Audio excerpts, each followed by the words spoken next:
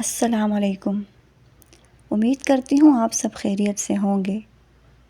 آج میں آپ سب کے ساتھ بینگن کی دو بہت مزیدار ریسیپیز شیئر کرنے والی ہوں۔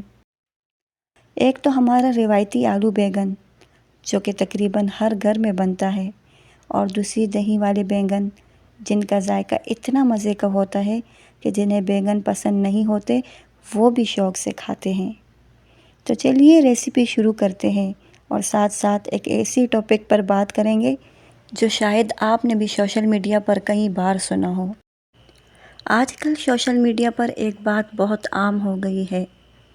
کبھی کوئی ویڈیو سامنے آتی ہے، کبھی کوئی انٹرویو، اور کبھی کسی کے کمنٹس میں لوگ اپنی کہانی لکھ رہے ہوتے ہیں۔ اکثر ایک ہی جملہ سننے کو ملتا ہے: میری سب سے اچھی دوست تھی اور آخر میں اسی نے میرا گھر توڑ دیا۔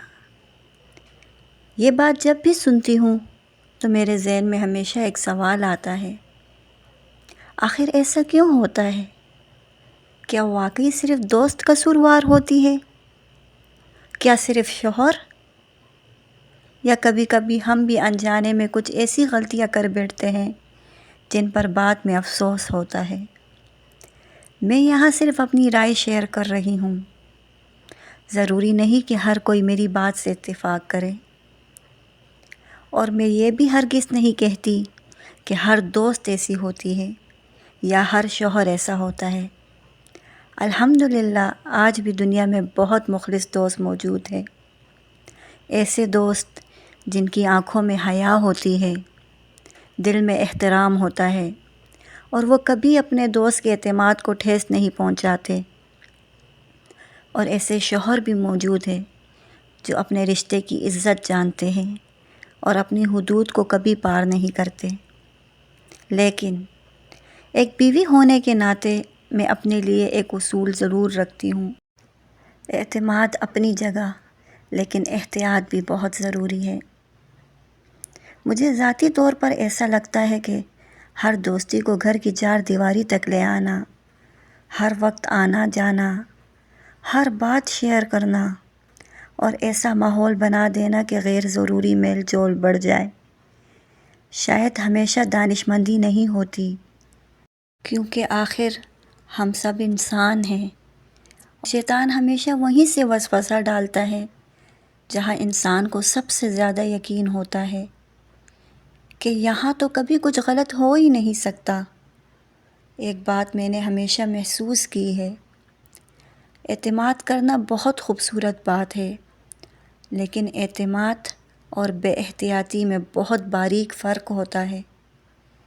کبھی کبھی ہم صرف اس لیے محتاط نہیں ہوتے کیونکہ ہمیں لگتا ہے نہیں، یہ تو کبھی ایسا کر ہی نہیں سکتے۔ لیکن حقیقت یہ ہے، بڑے حادثے ہمیشہ ایک ہی دن میں نہیں ہوتے، وہ آہستہ آہستہ شروع ہوتے ہیں۔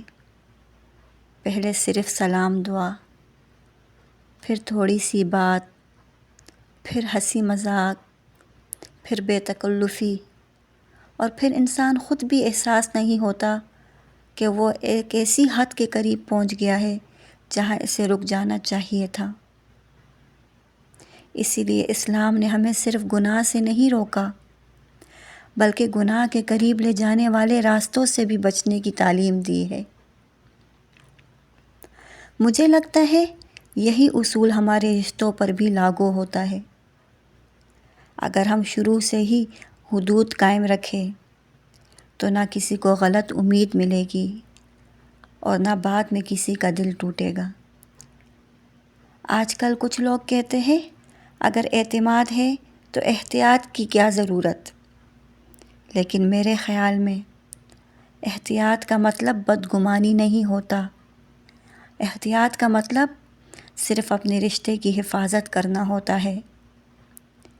جیسے ہم اپنے گھر کا دروازہ رات کو بند کرتے ہیں، اس کا مطلب یہ نہیں کہ ہمیں اپنے تمام پڑوسیوں پر شک ہے، بلکہ اس کا مطلب صرف یہ ہوتا ہے کہ ہم اپنے گھر کی حفاظت کرنا جانتے ہیں۔